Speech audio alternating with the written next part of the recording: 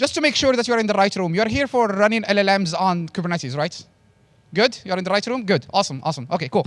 So before I get started, I have this, this habit of usually taking a selfie when I finish my talk to prove to my manager I've been actually working and not just slacking off. But typically I forget. So at the end of this session, if one of you can just shout selfie, then I will remember. Sounds good? You would think about it? Okay, good. Thank you. So hello, everyone. Thank you for coming to my session. It's my second time at All Things Open Raleigh. Last time I talked about Kubernetes, and they want me back, so I'm happy to be here. I'm Abdel Sghiouar, that's my name. I'm actually based out of Stockholm, Sweden. I work for Google. I'm a cloud developer advocate at Google. I basically mostly talk about things related to containers and Kubernetes, and now in this space of LLMs, also LLMs, but mostly about the ML ops side of things. I don't really care too much about, like, once a model is running, feel free to do whatever you want with it, but I care more about, like, the actual going from running a model locally on your laptop to running it in production on a production system. I co-host a podcast called Kubernetes Podcast from Google. So we talk quite a lot about things related to Kubernetes and cloud native. But there is some echo in the back of the room, right? Is it good? OK, cool. So yeah, let's get going. We are with GenAI. It's here. So we cannot escape it. It's around us. We cannot, like, it's going to be around us for a while. So instead of trying to fight GenAI, I think that the sane thing to do is try to, like, live with it and learn how it works. And as I said in the beginning, I don't really care too much about, like, how do you, like, once you have a model running, what do you do with it and all that stuff. Most of my interest is actually around the production part of things. Like, how do you go from I'm running a model locally with Olama or with Docker to I have something running in production and working and probably even fine-tuning. So I'm going to do 2 demos today.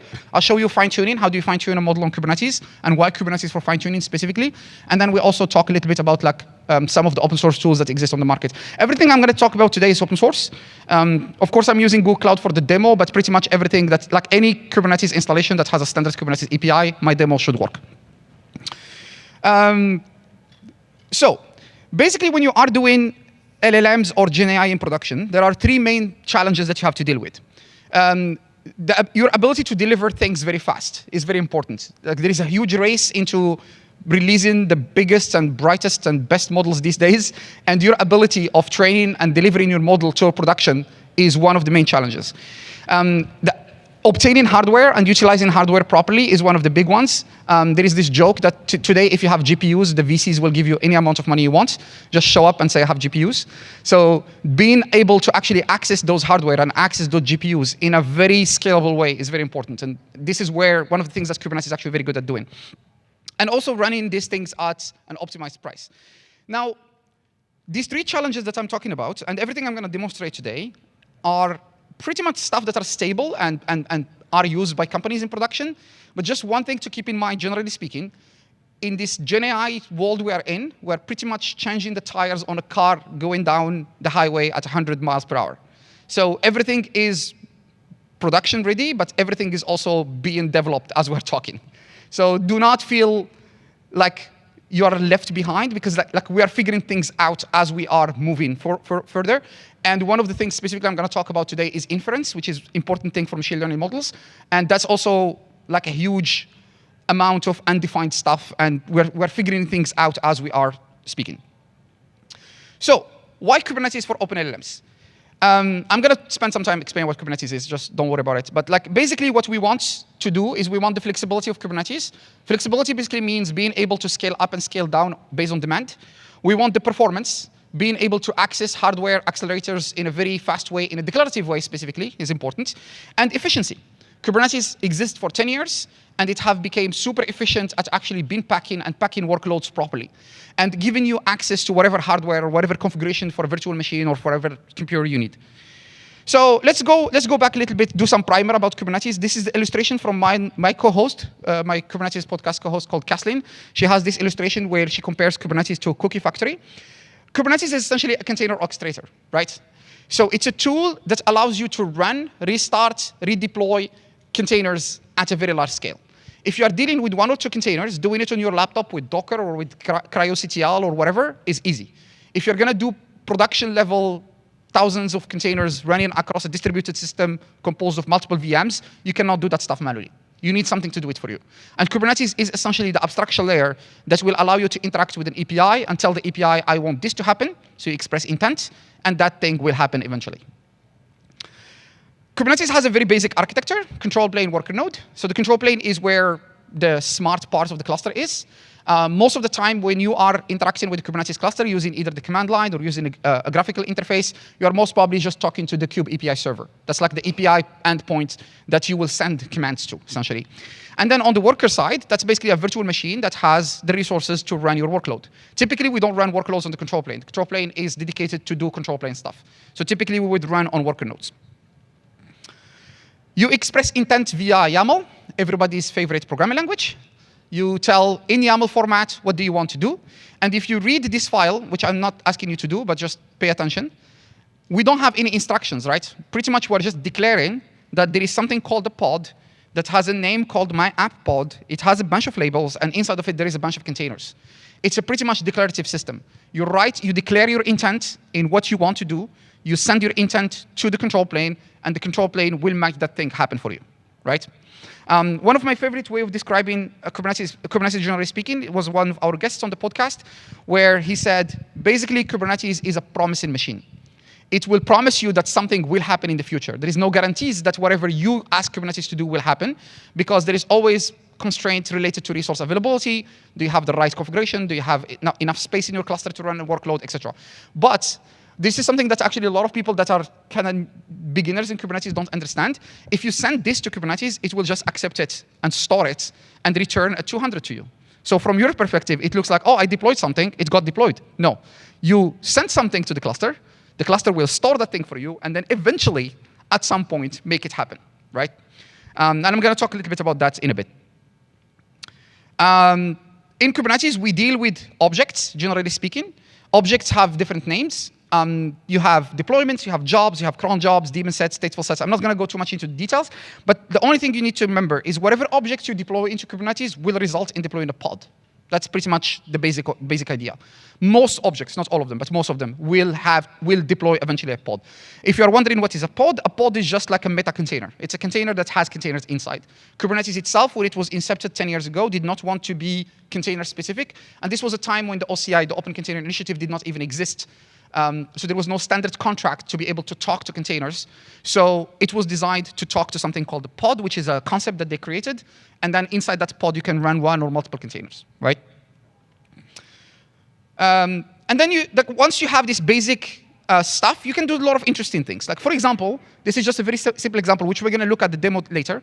If you have a node that has a disk type called SSD, you can pretty much put a label on your deployment to say, I want that to be deployed on the node that has an SSD on it. Using the same logic, we could also say, I want this to be deployed on a node that has a GPU on it, or a TPU, or a hardware accelerator, right? You can also do things for like zones. I want this to be deployed in specific zone.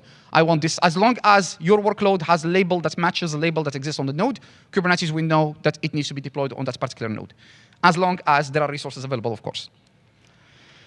The last concept I'm going to talk about very quickly, and then we move on, is this concept of service. In Kubernetes, there is this idea of a service. A service is just a way for you to have an IP that points to a set of workloads. Workloads in Kubernetes, pods are pretty much ephemeral. If a node dies, the pods will die, and they will be created somewhere else. So you cannot guarantee, or Kubernetes cannot guarantee, that a pod will have always the same IP address all the time. So instead of relying on that, they created an object called service, which allows you to pretty much deploy a load balancer. It's literally just a load balancer with an FQDN, with a domain name, right? So instead of having to deal with pod 1, pod 2, pod 3, you basically create a service, and you say this service points to this set of pods, and then the service gives you an IP address, and you can talk to that service, right? All right. So then we have a lot of other capabilities, which we're going to look at today. Pretty much just the only thing to remember is Kubernetes is all about objects. Everything you do in Kubernetes is an object. And an object is always defined in YAML format. Just keep that in mind. We're going to look at it later. So starting with the basics, one of the things that Kubernetes provides is basically a unified platform. It's a standards platform. All Kubernetes installations pretty much work the same, except if whoever provides that installation have done some customizations, but pretty much all of them work the same. You have a set of nodes on which you will run workloads. You have an API. As long as you can send things to the API, your workload will run. And this gives us two main things. One of them is uniformity. you always do things the Kubernetes way, regardless of what you are doing. I'm going to show you a demo later where we're going to run a model and then run a web UI that points to the model, but we're going to do all of that using just one command line. So you don't have to deal with multiple ways of deployment. You don't have to deal with multiple tools. You deal with one single API, which is the Kubernetes API. The second thing this gives us is basically portability. As long as you have a Kubernetes cluster that has an API that is a standard Kubernetes API, you can pretty much run that workload anywhere. You can run it on Google, you can run it on AWS, you can run it on Oracle, you can run it on Azure, you can run it on your laptop, on your Raspberry Pis, or on a server at home. You can do whatever you want. Because the uniformity or the standards is the API itself. Now let's look at the first demo very quickly. And I'm going to try to put this back here and see if it works. You can still hear me, right? Perfect, good. OK, cool. So I already deployed this because this stuff takes a little bit of time. But let's look at a very simple. Let's start with something very simple, right? We're going to look at how do I run a model on Kubernetes. So this is a deployment that I have created earlier. It says here VLLM. I'm going to explain to you what VLLM is. But this is just a standard deployment that has some labels, some metadata. We don't care too much.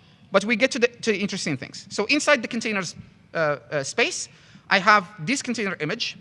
And this is a PyTorch VLLM container. So one of the basic things with Kubernetes itself, or one of the basic things with machine learning models, generally speaking, is that models, they are just glorified zip files. They're not binaries. You cannot execute a model. In order to be able to run a model and talk to it, you need what we call an inference server, right? Or an inference software.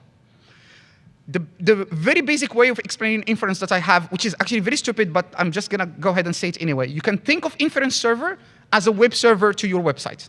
If you have a website, if you write a website in HTML, CSS, and JavaScript, if you don't have a web server, you cannot run the website, right? You could probably double-click on your HTML file and load it inside your browser on your laptop. But in order to deploy that website and then have an URL that people can point to, you need a web server, right? So you can think of an inference server as the same idea of a web server to a machine learning model. So it's just a piece of software that plays the role of an interface between you and the model. On one end, it knows how to talk to the model. And then on the other end, it presents you with an API that you can query. And in this context, VLLM is one of those inference servers. There are hundreds of inference servers on the market. VLLM is just one of them. It's one of the most popular ones. It's open source, and it's written in Rust. If you want to use other ones, there is one called TGI, TensorFlow Generation, sorry, not TensorFlow. Yeah, Tensor Generation, Text Generation Interface, which was written by Hugging Face. There is one called Ollama. You probably have used Ollama before on your laptop. Like you download the binary called Ollama, and then you can do Ollama run Llama 3, and it will download the Llama 3 model and run it locally. You can also take the Ollama container and run it as an inference server on Kubernetes, right? So we have our inference server here. This is just the PyTorch one.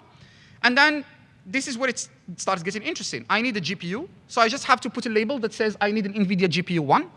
I need some ephemeral storage. I need some memory and some CPU. These are all things that you just declare. You say, I want 2 CPUs, and I want 7 gigabytes of memory. Now, some of you might be wondering why this is 2 and why sometimes you can do something like this, 1.25. What does 1.25 CPU means? In Kubernetes world, it abstracts away the CPU by giving you a simple way of addressing it, where a CPU is considered 1,000 millisecond of usage. So a 1.25 is essentially a CPU and 1/4. We're going to get a full core plus a quarter of a core, or we're going to get a core quarter of the time, right? That's pretty much the easiest way to understand this. So I have 2 CPUs, 7 gigabytes of memory, and this is where I start doing interesting things. So I'm going to run Python to call the VLLM server, and then I pass some arguments. And one of the arguments I'm passing is which model I want to run. In this case, I'm going to run the Google Gemma model, which is one of our open models. So that's just an environment variable that gets passed to the command line to be able to run the Gemma model. And then I have a bunch of other things, like I have to, because I'm downloading, so VLLM by default will download the model from Hugging Face. So I have to give it like a token to be able to access Hugging Face. So the token is already created as a secret in my cluster. I'm not going to bore you with the details. But basically, that's just a password or a token that would allow me to access Hugging Face to download the model. Not allow me, allow VLLM to download the model from Hugging Face. And then I have a bunch of things. I'm not going to go too much into details. I have my service here that I created. This is just, for me, a way to be able to talk to my VLLM server once it's running, right? I already deployed this because it takes actually some time to deploy. So let me show you here. I have a pretty basic model. No, OK. I created a new cluster because I was trying to do something new. So let's go back to this one. I have my model running here. So this VLLM deployment is the one that I showed you earlier.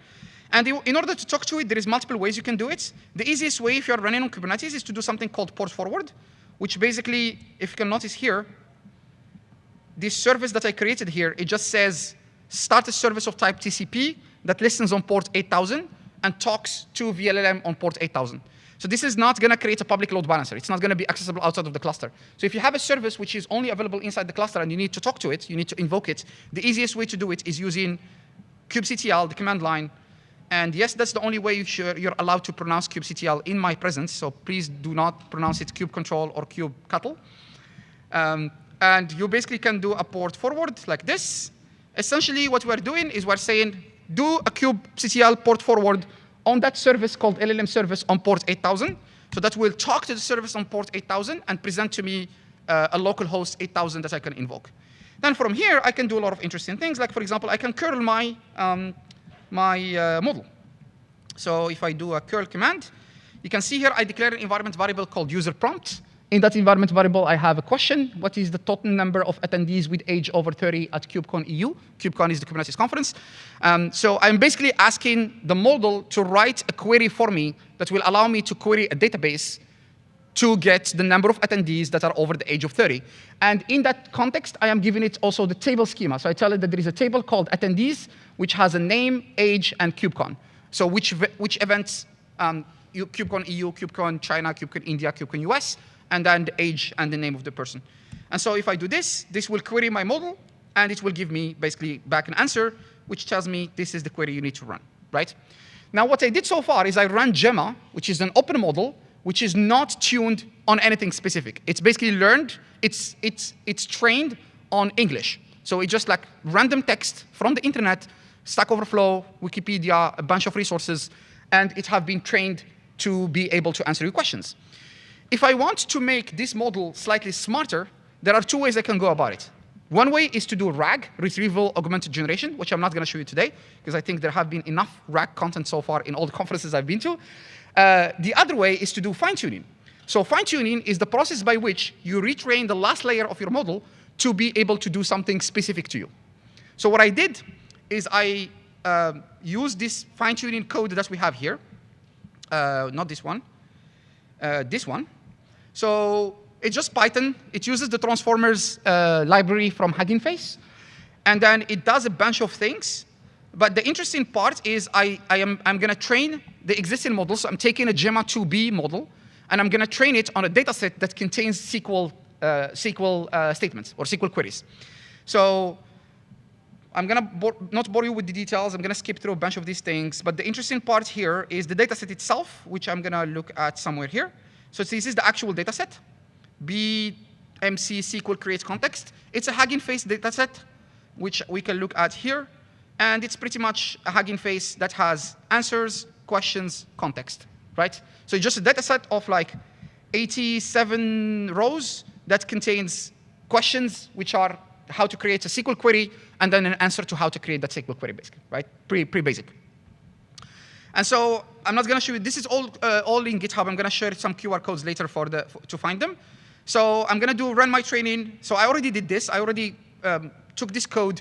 And basically, in order to do fine-tuning on Kubernetes, what you need to do is you need to package your code in a container. So I already took that code, put it into a Docker container, pushed it somewhere, and then deployed it. So how does my deployment look like? Well, my deployment is essentially, remember in Kubernetes I said that everything that you deploy in Kubernetes is an object, but not all objects do the same thing. The objects we saw earlier for running Gemma is called deployments. A deployment object in Kubernetes is a way for you to run an app. You run an app, you say, I want this many replicas, 2, 3, 4, 5, whatever. There is another type of objects in Kubernetes called job. And the job is essentially creates a job. So how do you know what's the difference between a job and the deployments? Pretty much a job is any piece of code that has a known start time and end time. It has a completion objective. So it has to run, execute a bunch of instructions, and finish, right? So in Kubernetes, we have this API called job. It's a really good API. So I can do I give it a name. I can specify something like the job API in Kubernetes is actually quite extensive. This is just an example of some of the things you can do with the job API. For example, back-off limit. So back-off limit 2 means it will try to run the job twice, and if it fails 2 times on a row, it will stop. It will not try again, right? Then I am using, this is the container image I built. So this is the container image that contained that Python code I showed you earlier. And then I say, OK, I want to run with a maximum of 8 GPUs. I have some environment variables. I don't want to go into the details too much. And then I have an NVIDIA L4. And here I have a restart policy that says if the job fails, just restart it. So if I submit this to Kubernetes, it will basically take that job definition, store it, and then eventually execute it. Remember what I said earlier, it's a promise machine.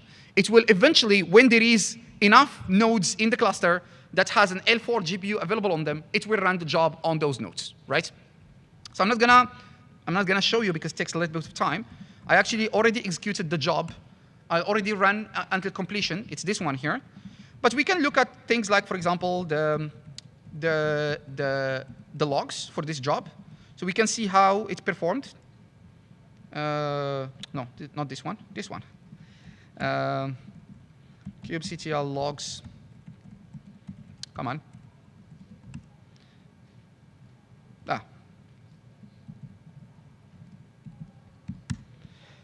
So that will give me logs. So you can see here, this is basically the log of my code, the Python code I showed you earlier, which is the fine-tuning log. So you can see here that the fine-tuning have been going. There's like a learning rate and all that stuff. And eventually, what actually I didn't show it to you, but like the code, the Python code that I have will take the new model that was created from the fine-tuning and push it to Hugging Face. So this model have been actually pushed to my Hugging Face profile. And so if I go here to my Hugging Face and click on my profile here, I have the models. So this is the new model that have been fine-tuned. So it's called Gemma 2 SQL fine-tune.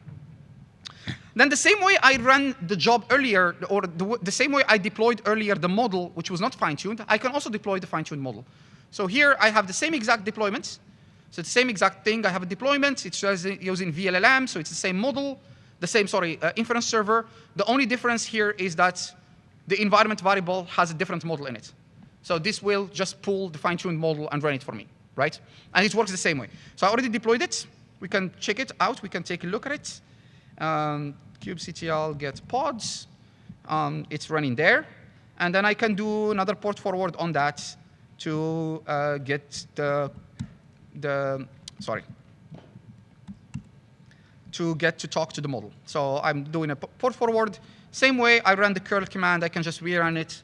And this particular model should give me a better answer, less verbose answer and a better answer, because you see it already gave me the query out of the box. And it's actually, like, it's not very visible here, but if you take this and put it in a doc, which is more easy to read, you will see that it has like even the reasoning. It says, well, this is the first query we're going to execute, and then if we want only the EU one, then we will have to add this where statement, etc., etc. So it gives you a detailed instruction of how it came up to this specific particular answer. So fine-tuning the model, pretty basic. Running a job, fine-tune the model, that's it. Now, where things start to get slightly interesting with Kubernetes is when you start doubling into the open source world and looking at what tooling is available. So what I showed so far is running a model, right, and fine-tuning the model. But I used the pre-basic raw Kubernetes APIs, like the actual APIs that are available inside of Kubernetes, which for the most of you don't have to deal with, because there are tools that exist on the market that makes that abstraction layer slightly higher. So you're still dealing with Kubernetes under the hood, but you don't have to understand what a job is. You don't have to understand what deployment is. You don't have to deal with all of that stuff. One in particular that I want to talk about is Ray. So Ray is an open source project that came out of Stanford, some research work in Stanford. It's written in Python, and it's designed to be able to help you do the entire life cycle of machine learning, from preparing data, training models, fine-tuning the models, and then running the models themselves. So it has basically 3 layers, if you want. There is the Ray AI layers. So those are the libraries inside Ray that allows you to do fine-tuning, training, data preparation, reinforcement learning, all that stuff. So it's basically Python code, same Python code I showed you earlier. Then there is a core component, which is essentially the basic APIs inside of Ray. And there is a cloud layer. And the cloud layer is essentially where things started getting interesting, because Ray itself does not really have any opinionated way of running Ray. So as far as the community that builds Ray are concerned, they build Ray to be able to run pretty much everywhere. And it's up to you or up to the cloud provider you're using to provide you with a way to run Ray locally. With this, you actually can run Ray on VMs. You can run it on Kubernetes. You can run it on pretty much anywhere you want, right? So just quick set of terminologies.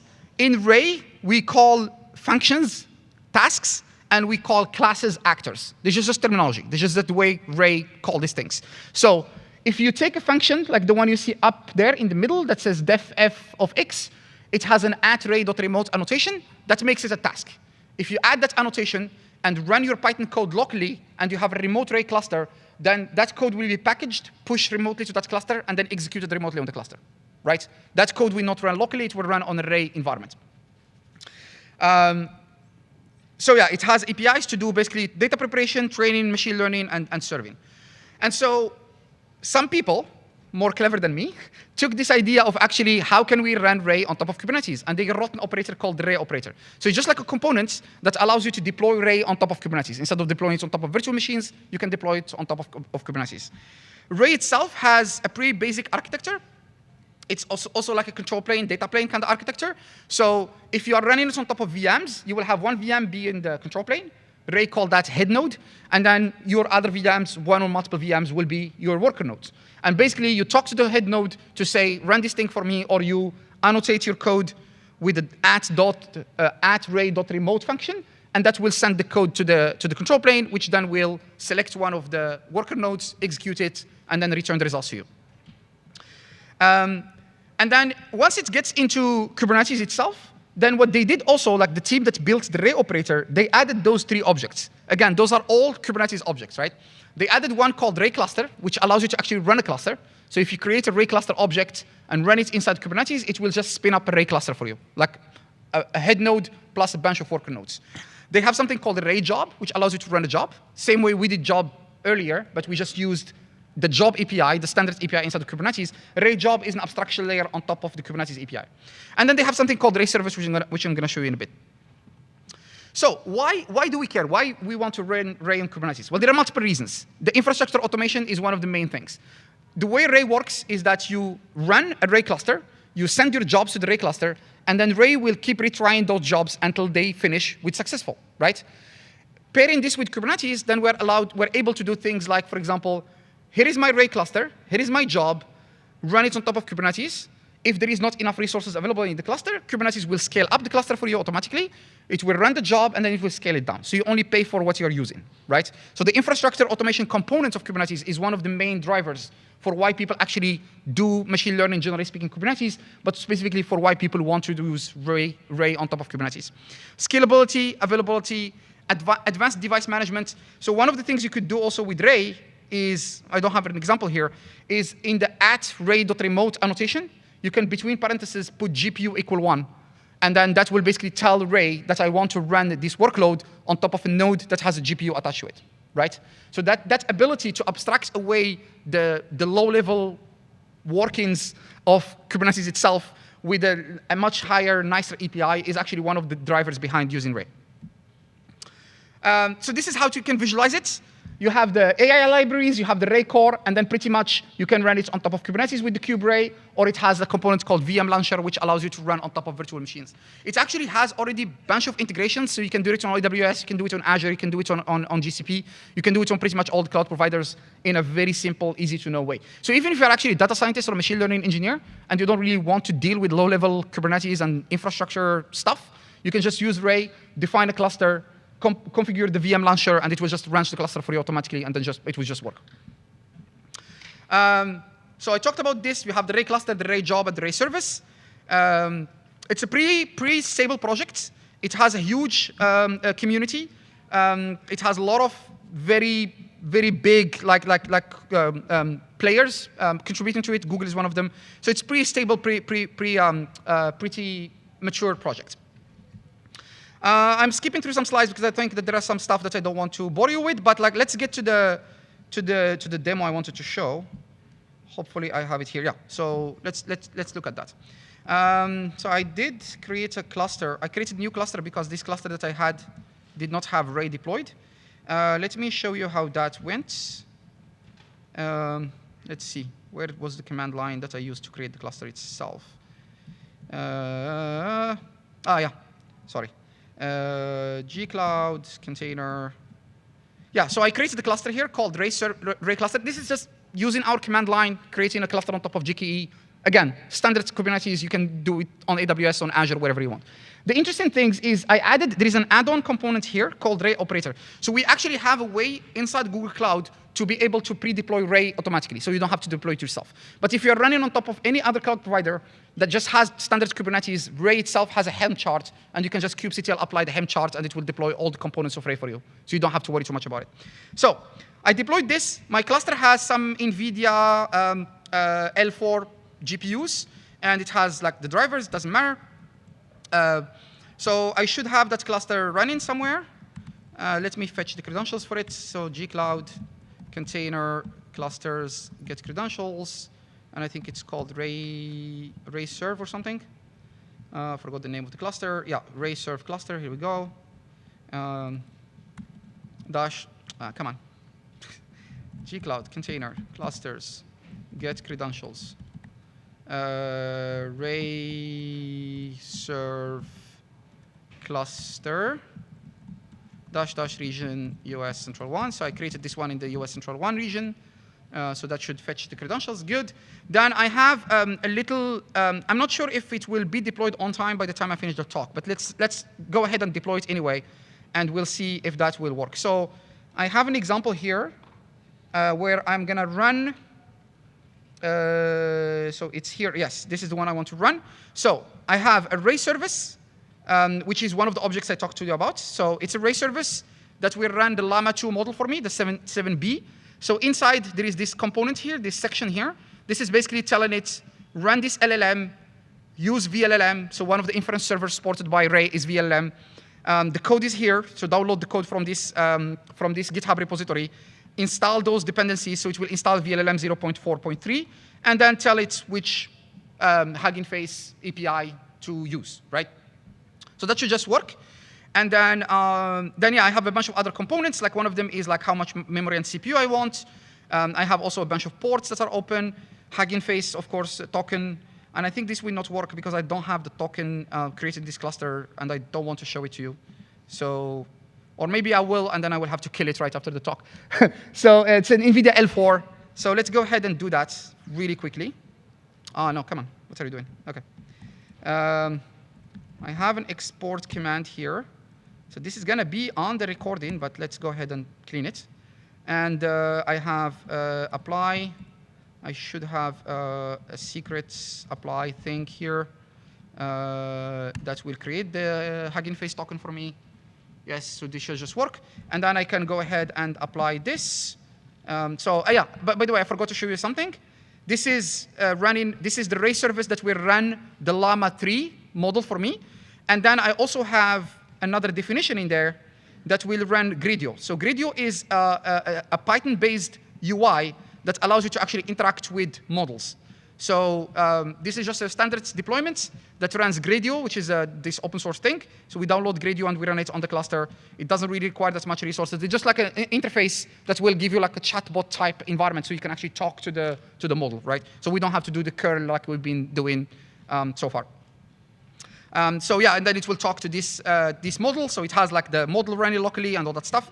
So go ahead and do a kubectl apply -f. And I'm going to run it on top of, what was it, Llama? I want to do the Llama 2 one, right? Yeah, no, I have to go to the right folder. Sorry about that. So what is the folder? Yeah, GKE Ray. It should be in there. And then Ray serve. Come on. CD Ray serve. And yes, I have CD LLM. kubectl apply -f. And I'm going to pretty much apply it on this folder here. And it should just deploy Llama 2 and then deploy the thing. And then I'm going to do a kubectl get pods. And I will wait. Hopefully, by the end of my talk, this should have been already running. I can already see that there is like there is already like a Llama container coming up, and there is like a Gradio. So this is the interface. I'm going to show you later how it works. So let's go back to the slides really quickly. So yeah, using Ray, you can do a lot of things. Like you can get TPUs, you can get GPUs, you can get a lot of things. Like you can just annotate your code and say, I want GPUs, and it will just give it for you. Now, let's take this slightly further. I have 10 minutes left, so I'll hopefully be able to, this is the joke I talked about. It's like walk to any VC and say, I have GPUs, they will give you money. Because GPUs are the name of the game in this whole thing. A couple of more tools I'm going to talk about very quickly. There is a tool called Q, which we open sourced. It's actually pretty much works on any Kubernetes installation. What it does essentially is that it can ensure that there are enough resources available for your job to run. If you use the low-level job API in Kubernetes, it has few configurations where you can like determine the number of retries you want to do, determine the number of like retries and all that stuff. But what Q allows you to do is you can actually queue jobs. So you can set a set of resources in your Kubernetes cluster using something called a cluster queue. You can see here that I am saying I want 50 CPUs and 200 gigabytes of memory in total. And then as people are submitting jobs, they will be put in a queue and they will be executed in the order in which they are showing up in that queue, right? It's actually pretty good if you're doing multiple teams. If you have multiple people using the same Kubernetes installation to be able to run jobs, you can basically put queue, and queue will make sure that everybody's jobs will run. And actually, one of the cool things with queue is that it will only attempt to run the job when the resources are available. The job API in Kubernetes doesn't have that logic. The job API in Kubernetes, if you submit a job, it will immediately try to run it. And if there are no available resources, it will fail. With queue, you can just pretty much guarantee that your job will run until it's successful, as long as there are resources available in the cluster. So if you run a job, and that job requires a certain amount of memory, but that memory is not available, then queue will hold off on that job, scale up the cluster, add all the resources needed, and then run the job for you. And the last one I'm going to talk about is a tool called XPK, which we just also open sourced, and there is a new version coming next year. It stands for Accelerated Processing Kit. Do not worry too much if XPK doesn't actually mean Accelerated Processing Kit. Like that, it's not an acronym for Accelerated Processing Kit. It's just a name that some engineers at Google choose. What it is, essentially, it's a command line tool that allows you to abstract away all this stuff I've been talking about and give you a simple single command line to be able to create Kubernetes clusters, run your jobs, and do all that stuff. So for example, if you are a cluster admin, you will be able to run the XPK command line with the create cluster, and that will create a cluster for you. You have a name. You can do like TPUs, for example, or GPUs or whatever. And then to create a workload, you just use the XPK workload create, and that will create the workload for you. So essentially, it will create a job. It's just an abstraction layer on top of kubectl and all these command lines I've been talking about. So yeah, if you are an admin, you can use XPK to create the environment, create the infrastructure for the engineers. And then if you are just a user, like a developer or a machine learning engineer, then you can write your code in Python, run XPK. So XPK will actually take your code, package it, put it in a container, create the objects in Kubernetes, run the job for you, stream back the logs so you can see how your job is progressing. And then when it's finished, collect all the logs, store them out, and then clear the cluster. And if you take the entire flow, you can actually start by create a cluster, run the job, kill the cluster using a single command line. So you don't have to worry too much about kubectl and all these things.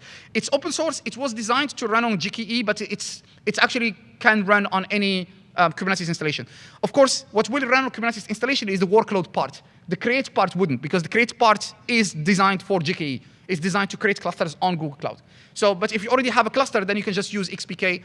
It's just a command line. It doesn't have the dependency on anything running inside the cluster, so you don't really need to deploy anything inside the cluster. It's just a wrapper around a bunch of command lines.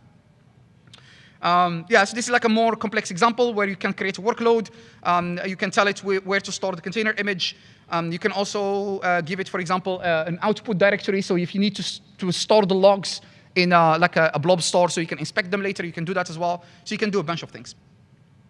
I'm not going to go too much into details. It does have one cool thing. It has a shell environment, so you can do XPK shell, and that will spin up a pod that contains a shell environment. So if you need to debug something that is running, you can just do XPK shell, and it gives you a shell environment inside the cluster right away. And then you can like hack around and like debug and do whatever you need to do. So before I show you the QR codes, let's check if my job have finished running. I think it did. Let me just very quickly see if it worked. Maybe not. All right, let's do a port forward and see if this works.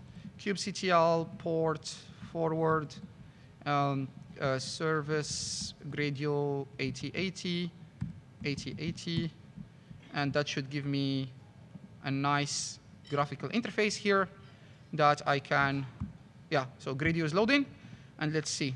I don't know the model, I don't think the model is running. Yeah, it's not running, the model is not running yet. Yeah, so it's gonna take a little bit of time. So for the purposes of not wasting your time, I'm not gonna wait for it. I'm just gonna go ahead and show you where you can find all these resources that I've been showing so far. So we have 2 GitHub repositories that contain all the code I showed today. The one on the left side is called GKE AI, and the one on the right side is the Kubernetes engine sample. So those are like they have code samples and all that stuff. They are again written and tested against GKE, but they should just work for any Kubernetes installation that you might have on any cloud provider. So I'm going to leave that for a few minutes, and keep your phones up because I will need you to give me some feedback. If you don't mind, please scan this QR code. There will be a form, fill it in. I am not collecting your data, I don't care. Just give me your feedback about what do you think, how do you think this went? Yes, I'll go back in a second. Selfie. Yes, good, thank you. All right, let's do a selfie, and then I have 3 minutes left to take questions. All right, oh, wow, that's a lot of people. Hey, look happy. Awesome. Great. Thank you very much. Thanks, everyone.